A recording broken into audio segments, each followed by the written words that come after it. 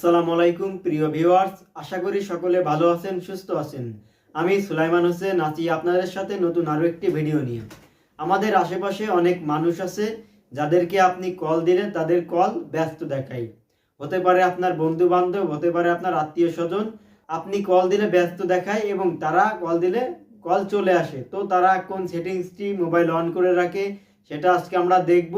সেটা দেখার জন্য আজকে ভিডিওটি তৈরি করা। তো ভিডিওটি যদি ভালো লেগে থাকে অবশ্যই সাবস্ক্রাইব করে দেবেন। তো সর্বপ্রথম আপনারা ডায়াল প্যাডে প্রবেশ করবেন। ডায়াল প্যাডে প্রবেশ করার পর আপনি যেই সিমই ব্যবহার করে থাকেন না কেন সবকটা সিমে একই সেটিংস করা থাকে।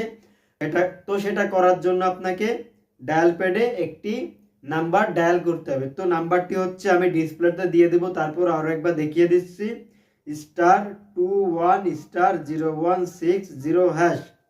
তো এটা আপনাকে ডায়াল করতে হবে। তো আমি ডায়াল করে দেখছি কি হয়। তো ডায়াল করার জন্য একটু টাইম নেবে। তো তারপরে দেখেন কল ফরওয়ার্ডিং রেজিস্টার সাকসেসফুলি।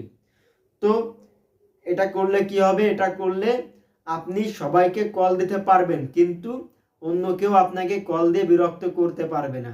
যারা আছে অনেক চিটার বাটপার মানুষ, তারা এই সেটিংসটি করে রাখে।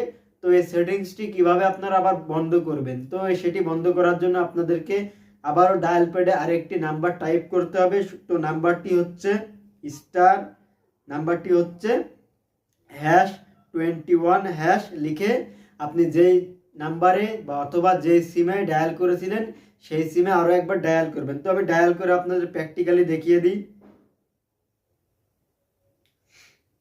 তো দেখেন এখানে লিখেছে call forwarding service has been disable, অর্থাৎ আমার সার্ভিসটি তারা ডিসেবল করে দিয়েছে।